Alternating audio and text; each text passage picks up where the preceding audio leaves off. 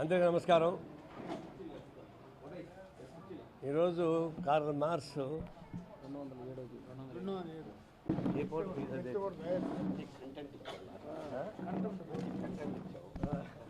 Start చేయొచ్చా? ఊరు అరుస్తుందండి వెనకాల రాజా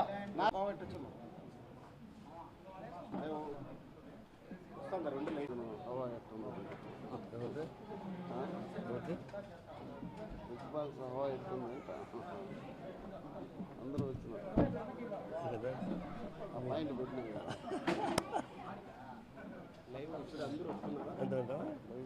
7 జయంతి ఉత్సవాలు ప్రపంచవ్యాప్తంగా జరుగుతూ ఉన్నాయి.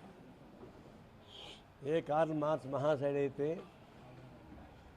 ప్రపంచంలో ఉన్నటువంటి వ్యవస్థ పూర్తిగా మారి ప్రతి ఒక్కరికి కనీస అవసరంగా ఉన్నటువంటి ఒక వ్యవస్థ రావాలని, అదే కమ్యూనిస్ట్ వ్యవస్థ అని ఒక సైద్ధాంతిక అవగాహనతో ఆయన రచించాడు. ఆనందం ఎగతాళి చేశారు, ఇదన్నీ పగటి కళలని చెప్పండి. కానీ అవి నేటికి నిజం అవుతూ ఉన్నాయి. కార్ల్ మార్క్స్ రాసినటువంటి క్యాపిటల్ కానీ సైద్ధాంతిక విషయాలు కానీ ఈనాటికి కూడా రెలవెంటే. ఏదైతే ఆర్థిక సంక్షోభాలు వస్తాయి, ఆర్థిక సంక్షోభాలని అధిగమించడానికి ఏమి చేయాలి అవన్నీ కూడా పరిష్కారం చూపించారు.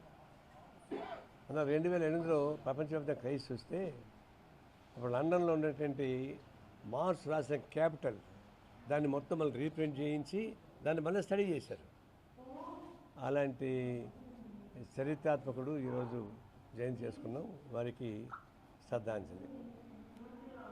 ఈరోజు మిమ్మల్ని అర్జెంటుగా పిలిచిన ఎందుకంటే మేము బిగ్ బాస్ పైన మొట్టమొదటి నుంచి కూడా నేను ఇది అశ్లీలంతో కూడుకున్నది, అసాంఘికతో కూడుకున్నది, సమాజానికి ఏమి మేలు చేయకపోగా సమాజానికి చెడు అందించేటువంటి ఒక నేర్చపు సాంస్కృతిక కార్యక్రమం అని చెప్పేసి పదే చెప్తా ఉన్నాం.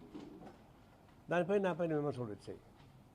కానీ నేను చెప్పేది ఒకటే, ఆ బిగ్ బాస్లో ఉన్న నీతి ఏంటని, ఆ నీతి సమాజానికి ఏమైనా ఉపయోగపడుతుందా?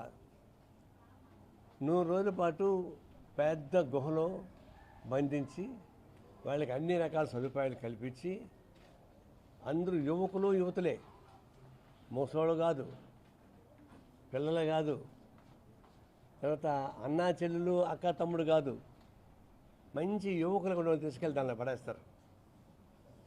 వాళ్ళకి అన్ని రకాల సౌకర్యాలు కల్పిస్తారు. మరి యువకులు అన్ని రకాల సౌకర్యాలు కల్పించారు, గుహలో పడేసి ఊరుకుంటారా? వాళ్ళకుండే సహజమైనటువంటి ప్రకృతి రియాక్షన్స్ ఉండవా? ఏం తప్పులు చేయరా? కొంత తప్పులే చేయరు అనుకుందాం. కానీ 100 రోజుల పాటు యువత ఒక గృహలో ఏం చేస్తున్నారని చెప్పేసి అనేటువంటి చర్చ రాదా? నేను ఎగ్జాంపుల్ చెప్పాను. ఇప్పుడు ఈ బైరాగపడ్డ ఉంది, ఈ హాల్ ఉంది, ఇక్కడ 20 మంది ఆడవాళ్ళ అమ్మాయిని తీసుకెళ్ళి లోపల పడి తాళం వేసి పెడితే మాది కమ్యూనిస్ట్ పార్టీ ఆఫీసు, స్వచ్ఛందం ఆఫీసు, చాలా మంచి ఆఫీసు. మేము ఎంత చెప్పినా బయట ఏమనుకుంటారు, లోపల ఏమైనా జరుగుతున్నారో వ్యభిచారం అనుకుంటారు. అందులో ఇట్లా చెడు హీనతతో కూడినటువంటి సంస్కృతి ఎందుకు ఉండాలా? దానికోసం ఎందుకు ఖర్చులు పెట్టాలా అని దాన్ని బ్యాన్ చేయమని చెప్పేసి మేము కోరాం. ముందు పోలీస్ స్టేషన్లో కేసు ఇస్తే తీసుకోలే. తర్వాత రాజేంద్ర నగర్ మేజిస్ట్రేట్ కోర్టుకు వేస్తే వాళ్ళు రిజెక్ట్ చేశారు. జిల్లా కోర్టుకు వేస్తే వాళ్ళు రిజెక్ట్ చేశారు. చివరికి హైకోర్టుకు వేశారు. హైకోర్టు వేశాక ఎన్నేళ్ళ తర్వాత నోటీస్ వచ్చింది వాళ్ళకి? మేము ఇచ్చింది దాదాపు 5-6 ఏళ్ళు అయిపోయింది. నేను పంపిస్తున్నా. ఇప్పుడు వాళ్ళు నోటీస్ పంపించారు. నాగార్జునకి, బిగ్ బాస్ సంబంధించిన ఎండీకి, అభిజిత్కి, మేము కలిపి 4 నోటీసులు పంపించారు. వచ్చి సమాధానం చెప్పుకోమని చెప్పండి. మీరు సమాధానం చెప్తారా? మీరు లాయర్ని పంపించి చెప్తారా? మీరైతే సమాధానం చెప్పాల్సిందని చెప్పేసి హైకోర్టు నుంచి వాళ్ళకి తాకీదులు వచ్చాయి. ఆ కాపీ మీకు అందరికీ పంపించాను, ఇంకా మళ్ళీ పంపిస్తాను. దానికి నేను ఫైల్ చేసినటువంటి వ్యక్తి. నాకు ఇప్పుడు సంతోషంగా ఉంది. ఇన్ని కష్టాలు అధిగమించిన సరే చివరికి హైకోర్టు దాన్ని అంగీకరించి విచారణకు ఆదేశించింది. వాళ్ళకి నోటీస్ ఇచ్చింది. ఆ నోటీస్ వాళ్ళు తీసుకుంటారా లేదా తెలియదు. మేమైతే రిజిస్టర్ కోసం పంపించాం. రిజిస్టర్ పోస్టులో పంపించినప్పుడు అప్లై చేయాల్సిందే వాళ్ళు తీసుకోకుండా పోతే అది ఒక నేరం అవుతుంది, తీసుకొని జవాబు చెప్పకపోతే అది ఒక నేరం అవుతుంది, తీసుకొని వచ్చి జవాబు చెప్తే తర్వాత కోర్టు ఏం చేస్తుందో తర్వాత వాళ్ళు ఇష్టం. కనీసం వచ్చి కోర్టులో వచ్చి వాళ్ళు సమాధానం చెప్పుకోవాలా. ఏం సమాధానం చెప్తారో అది నాకు అనవసరం. సమాధానం చెప్పిన తర్వాత కోర్టు ఏం శిక్ష విధిస్తుందో అది నాకు తెలియదు, అది కోర్టు ఇష్టం. మా డిమాండ్ అయితే మాత్రం బిగ్ బాస్ అనేది ఒక అసాంఘిక చరిత్ర, హీనాతి సంస్కృతి. అది ఒక చెడు సాంప్రదాయం కల్పిస్తుంది, యువకుల్ని చెడు మార్గాన్ని పట్టిస్తుంది. అందువల్ల ఇది ఈ సమాజానికి నష్టమని, కళాత్మకమైనటువంటి కళారంగానికి కళంకం అని, దీన్ని బ్యాన్ చేయమని చెప్పేసి మేము డిమాండ్ చేస్తున్నాం. ఇప్పటికైతే కోర్టు దాన్ని స్వీకరించింది కాబట్టి దీన్ని స్పీడప్ చేయమని, త్వరితగతిన చేయమని చెప్పేసి మేము కోరుతా ఉన్నాం. హైకోర్టు ఏం చెప్తుందో దాన్ని బట్టి మళ్ళీ మేము ఫర్దర్గా న్యాయం జరిగితే సరి, లేకపోతే ఫర్దర్గా చేయాల్సిన పని చేస్తాం. దీంతోపాటు ఇంకోటి ఏంటంటే హైదరాబాద్లో అందాల పోటీ పెడతారు సందర్భంగా మన రేవంత్ రెడ్డి. అందాల పోటీ దేనికి నిరసనండి? ఆడవాళ్ళ అందాల పోటీ. ఆడవాళ్ళ అందాల పోటీ దేనికి ఉపయోగపడుతుంది? ఆడవాళ్ళని అంగట్లో సరుగ్గా అమ్మడానికి ఉపయోగపడేటువంటి పోటీ అది. దానిలో అందాల పోటీలో ఫస్ట్ వచ్చిన వాళ్ళు ఈ పుచ్చిపేట వంకాయలకి, పుచ్చిపేట బెండకాయలకి కూడా వాళ్ళు అంబాసిడర్గా పెట్టి వాళ్ళ పేరు పంపిస్తూ ఉంటారు. ప్రపంచ సుందరి ఈ పుచ్చిపేట వంకాయలని వాడుతుంది అని చెప్తే ఆ బొమ్మ పెట్టి నవ్వుకుంటా కూర్చుంటే పుచ్చిపేట వంకాయలు అంతా కొంటుంటారు. ఇట్లాంటి పనికి మాలిన వస్తువుల్ని, చెడిపోయిన వస్తువుల్ని ప్రచారం చేయడానికి ఉపయోగపడేటువంటి పద్ధతికి ఈ ఆడవాళ్ళని ఉపయోగిస్తారు. అందాల పట్టు నెంబర్ 1 వచ్చింది కాబట్టి. అంటే స్త్రీలని, పవిత్రమైన స్త్రీలు, మన భారతమాత ఎందుకంటాం మనం? పితృస్వామ్యం, మాతృస్వామ్యం ఎందుకు చెప్తున్నాం మనం? తల్లికి ఇచ్చేటువంటి గౌరవం ఇది, మహిళకి ఇచ్చేటువంటి గౌరవం ఇది. మహిళకి ఇచ్చే గౌరవం తీసుకెళ్ళి బీదలు పెట్టి బజారు పాలు చేసి అందాల పోటీలు పెట్టి అపహాస్యం చేస్తారా? వాళ్ళని వెలకట్టి అమ్మేస్తారా? దాన్ని వ్యాపారీకరణగా మారుస్తారా? పవిత్రమైన స్త్రీ జన్మని వ్యాపారీకరణగా మార్చడానికి ఉపయోగపడి హీనాతి ఉంది అది అందాల పోటీ. బిగ్ బాస్ అంతా హీన చరిత్ర, అందాల పోటీ అంత హీన చరిత్ర. అదొక కార్పొరేట్ వ్యాపారీకరణ. అది వాళ్ళు ఉపయోగించిన వ్యాపార వేల కోట్ల రూపాయలు డబ్బులు సంపాదిస్తారు.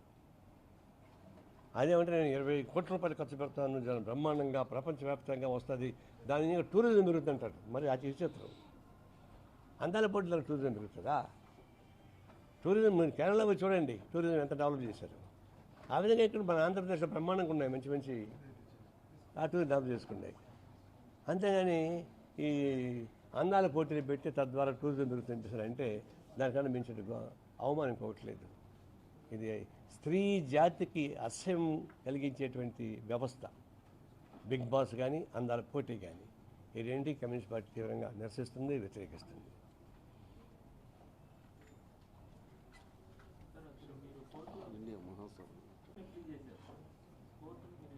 నేను పంపిస్తాను నోటీసు. దాని ఈ బిగ్ బాస్ అనేది చాలా హీనమైన సంస్కృతికి నిదర్శనం. దీన్ని బ్యాన్ చేయండి అన్న. అయితే దాని వివరణ కూడా ఏం చెప్పారంటే, ప్రారంభంలో ఒక 3 హీరోయిన్ల బొమ్మల్ని పెడతాడు. పెట్టి నాగార్జున వచ్చి అర్జిత్ అనే హీరోని పిలిచి ఈ 3 అమ్మాయిల్లో ఎవరిని ముద్దు పెట్టుకుంటావు, ఎవరితో డేటింగ్ చేస్తావు, ఎవరిని పెళ్లి చేసుకుంటావు అని అడుగుతాడు. అయితే అర్జిత్ ఈ అమ్మాయిని ముద్దు పెట్టుకుంటా, ఈ అమ్మాయి డేటింగ్ చేస్తా, ఈ అమ్మాయిని పెళ్లి చేసుకుంటా అని చెప్పేసి చెప్తాడు. వాళ్ళ పేరు వద్దులే పాపం, వాళ్ళ ఫోటోలు పెట్టాడు. ఆ హీరోయిన్లు ఎవరికైనా నాగార్జున కుటుంబాలు కాదు, వాళ్ళు మామూలు హీరోయిన్లు వాళ్ళు. అదే నాగార్జున కుటుంబంలో హీరోయిన్లు ఉన్నారు, వాళ్ళని పెట్టలే. నాకు అనిపించింది యువతకు ఇదే సంకేతం. అంటే ఒక అమ్మాయితో ముద్దు పెట్టుకోవచ్చు, ఇంకో అమ్మాయితో కలిసి తిరగచ్చు, ఇంకొక అమ్మాయితో పెళ్లి చేసుకోవచ్చా? ఇదే సంస్కృతి యూత్కి ఇచ్చేటువంటి సందేశం. ఇంతగా పెంచిన పల్లెకి మన సందేశం ఒకటి ఉందా? దాని మీద రియాక్ట్ అయ్యి నేను కోర్టులో పోలీస్ స్టేషన్లో కేసు వేసాను. పోలీస్ స్టేషన్ వాళ్ళు దండం పెట్టారు, మా వాళ్ళు కాదని. సింధు కోర్టుకి వెళ్ళా. వాళ్ళు దండం పెట్టి రిజెక్ట్ చేశారు. జిల్లా కోర్టుకి వెళ్ళా, వాళ్ళు రిజెక్ట్ చేశారు.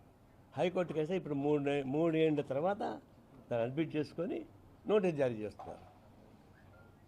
మేము అప్పుడు చెప్పిన మీరు నోటీస్ జారీ చేయండి అని చెప్పినాం, ఎక్స్ప్లెనేషన్ చెప్పుకోమని చెప్పేసాను. కానీ బిగ్ బాస్ సంస్థ బహుశా దేశాన్ని కొనేటువంటి శక్తి ఉన్నట్టుంది చూడబోతే. కార్పొరేట్ వ్యవస్థల కన్నా పెద్ద కార్పొరేట్గా ఉన్నట్టుంది.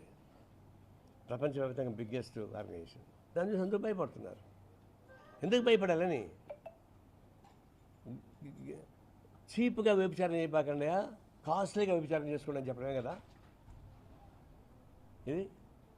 అద్దాల మేడలో కూర్చొని వ్యభిచారం చేస్తేనేమో అది గౌరవప్రదమైంది, గుడిసెలో కూర్చొని వ్యభిచారం చేస్తేనేమో అది అసహ్యమైందా? ఇదేంటి ఇది గొడవ? దాని మీద నేను అసహ్యం వేసి అది చూసేటువంటి అనేక మంది చెడిపోతున్నారు. భార్యాభర్తలు కానివాళ్ళు ఒక ఏమాత్రం పడి ఉంటుంది, అది కూడా చూసాం కదా దీనిలో వాళ్ళు పంపించినటువంటి గిట్టింగ్లో. నేను ఒకటేమన్నానంటే ఏమీ జరగలేదు, కెమెరాలు పెట్టాము, ఆ కెమెరాలు ఏమి జరగదన్నారు. మరి లైవ్ పెట్టమని చెప్పిన, 24 లైవ్ పెట్టండి ఏం జరుగుతుందో తెలిసిపోద్దంటే లైవ్ పెట్టకుండా ఏం చేశారంటే వాళ్ళు సెలెక్టెడ్ ఐటమ్స్ని లైవ్ పెట్టారు. సెలెక్టెడ్ ఐటమ్స్లో కూడా కొన్ని అవాంఛనీయ ఘటనలు చూసాం కన్నారా. అది సెలెక్టెడ్ ఐటమ్స్లో అవాంఛనీయ ఘటనలు ఉంటే 24 hours కానీ లైవ్ ఉంటే ఇంకెంత చూసేదో. అందులో దీంట్లో అది జరిగేటువంటి వాస్తవం అన్యాయం కాబట్టి వాళ్ళు పెట్టలేకపోతున్నారు.